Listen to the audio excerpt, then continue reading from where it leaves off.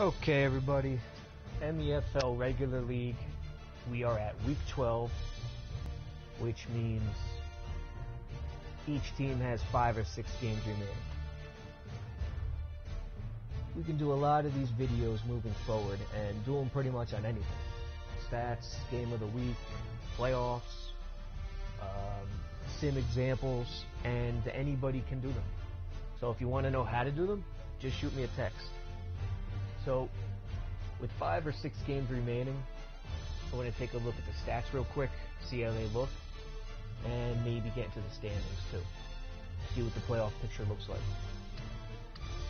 Obviously, our goal with the sliders is to make the game as realistic as possible, and gameplay and the stat output are the big determining factors in how it's playing out. And in Season 1, it played out pretty well, I think. The rushing was a little high. The passing was right on par, except for the interceptions being high. There's not much we could do about that. Tannehill and the Dolphins went nuts, but he's probably the best passer in the league. So let's take a look at this year so far. Only one guy over 3,000 with Andrew Luck. I think we'll have a couple guys over 4,000, which is the norm, and a decent amount over 3,000. Touchdowns, Luck has 31, Manning and the rookie 24. Again, it looks pretty good. A couple guys might get to, one guy might get to 40, maybe 2 or 3. A lot of 30s in there too. INTs, not much you can do about this. It's better than last year, and it's a lot better than other leagues I've seen too. It's just the difference between this game and last game. Passing was ridiculously easy in M13 with the steroids, with the fades on steroids, with the hard lead. It was cheese.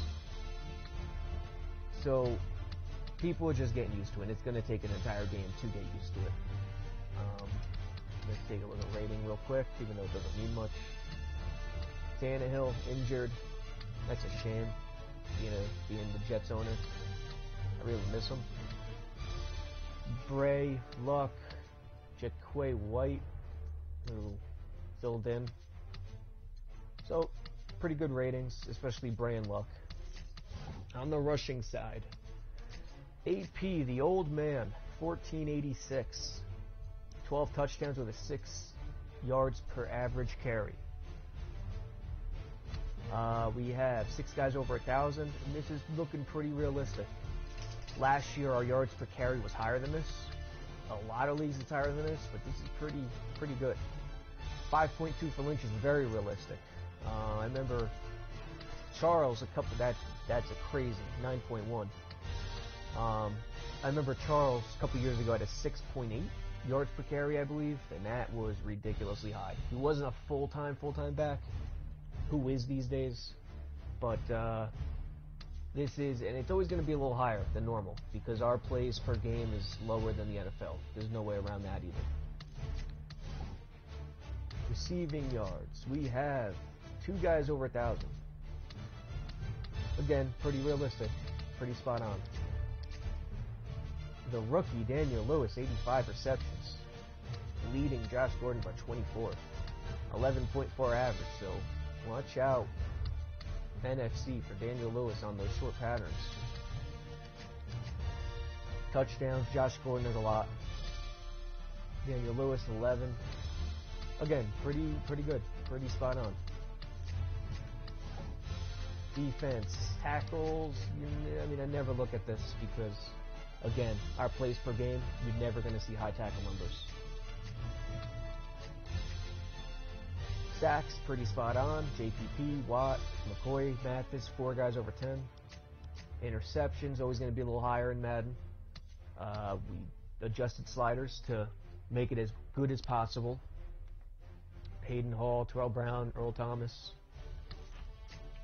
Kicking, we lowered field goal power to 46 and field goal accuracy to 20 because kicking field goals is just way too easy with stock sliders. So let's see if we've had a couple misses here. perfect. Top 6 guys are perfect. But we've had some misses. One there, one there, one there. Maybe the accuracy could be lowered a little bit more. Traders missed 2. Maybe it could be lowered a little more. We'll see. Field goal long. Outrageous. Maybe the power could be lowered a little more too. We'll see how it plays out. Kick return. NFL's trying to get rid of kick returns. They're trying to diminish it, get rid of it altogether. It's a lot. It's really hard to Madden to return kickoffs too. So seeing 3 there, it's pretty good. Punt returns, no touchdowns, which is a little surprising, but what are you gonna do? Alright, so let's take a look at the standings real quick too. As we will be advancing to week 13 tomorrow, the playoffs are coming.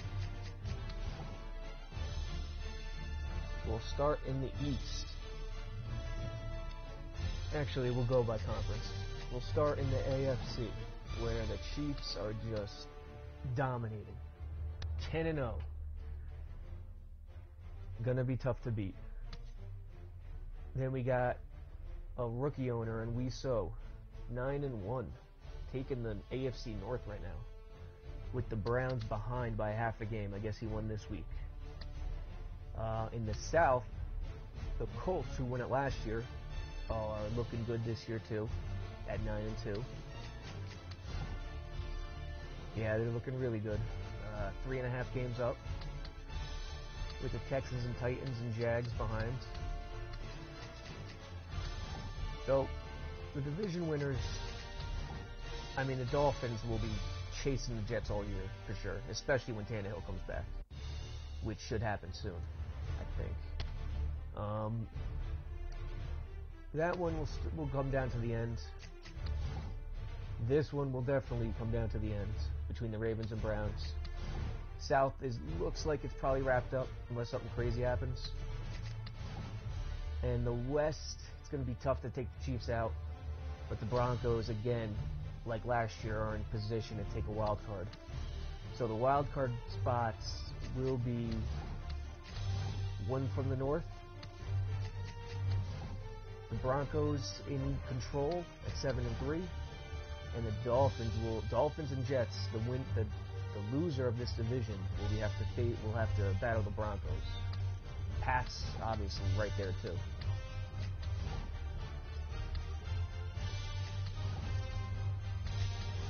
And Texans and Titans definitely too. I saw the Titans lost, but you know, 5-5 and 5-6, nowhere out of it. By no means you're out of it. So, NFC. We have the Niners, 8-2. Obviously, the records aren't the same because some people have played this week already. The toughest division in the league, the NFC West, Niners, Rams, Seahawks, showing up 1, 2, 3 in the NFC. The NFC picture, it looks like the 2 wild cards will come out of the West again, 7-3 and 8-3. Eagles will still have a chance, but they would definitely want to win the division instead of going the wild card route. Same thing with these 2 guys. It's probably going to be better off to win the division than go the wild card route. And the Vikings, Lord Denicky taking over the Bears, you never know. But the Vikings seem to be in position to take this one. So, surprises, I mean, the Ravens for sure with Wiso. That's 8-1. And not leading the preseason number 1 in the power rankings, the Browns, is just good job there. Hellraiser again, taking the South, it looks like.